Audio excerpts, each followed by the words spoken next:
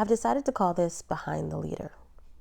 My name's Theresa Felix, and I've been shaped by my pain, purpose, and perspective. See, leadership doesn't always start out pretty, and the same is true for me. I've had to peel back layers between belief, doubt, and fear, and I'll be honest, the taste was often bitter, and that's why I'm a visionary. See, there have been seasons where I couldn't see a full path. I couldn't or didn't know where I was going, and I felt like staying still just wasn't an option. So I had to move, and I trusted what God had in store for me. It was one idea that He gave me, just one, and I had the choice to honor it or let the potential die. And that's when God told me that I was an entrepreneur and it was time to start my own business. I chose to honor the idea and to create something that held space for not only myself, but for others in introspection. And it took real imagination to see this before it actually existed. It took discipline to make this tangible and real. And that's how I lead, with vision in one hand and structure in the other. I stay open to what wants to be created, and I'm committed to the small details that bring it to life. I attribute my high scores in openness and conscientiousness because I see beyond what is to what could be, and I don't just dream, I build. I lead with imagination backed with execution. And I'm only good at imagining because I am an artist. I feel like there's something divine about starting again. Nature knows it.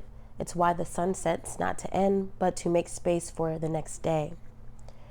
It's been 10 years since I've held an instrument in my hand. I'm not who I was back then, but the part of me that creates, that listens, that dares to try again, she's still there. This isn't just about music. It's about memory, effort. It's about finding love for the process of doing things again.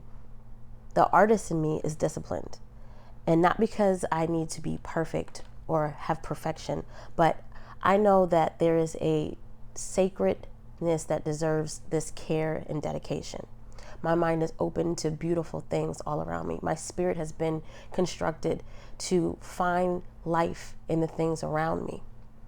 And it's through these lessons I've learned how to be a more balanced individual. From the outside, it looks like ease, movement, momentum, grace. But what we don't see is the strength that it takes to hold steady while swinging between extremes.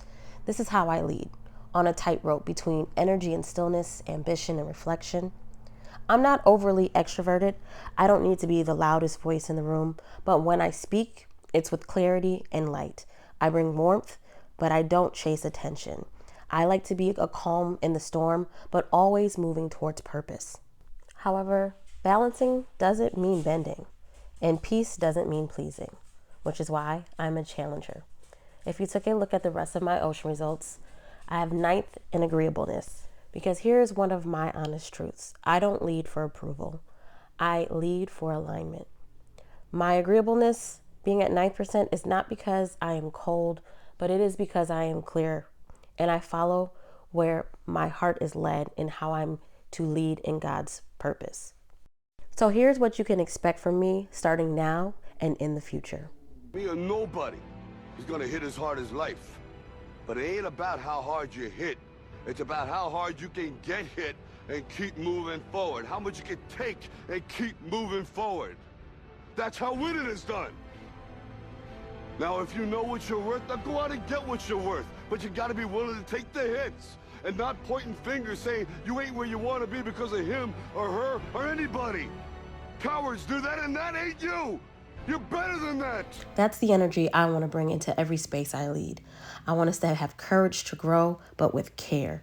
These are not just strengths. This is how I'll show up based on my strengths finder. Connectedness. I create meaning in everything that we do. Ideation. I want to generate bold ideas. Positive. I want to bring light into pressure situations. Context. I want to lead with reflection, not just reaction. In competition, we've got to raise the bar and invite each other to rise with one another. And finally, this is how I hold myself accountable and what I'm currently working on. I want to thank you for watching my presentation and know that I am still evolving. I'm learning when I need to soften or when I need to slow down. and how to lead without trying to carry everything alone. But one thing that I do know for sure, I don't just lead projects, I lead people. And the most important thing is I start by leading myself. Thank you.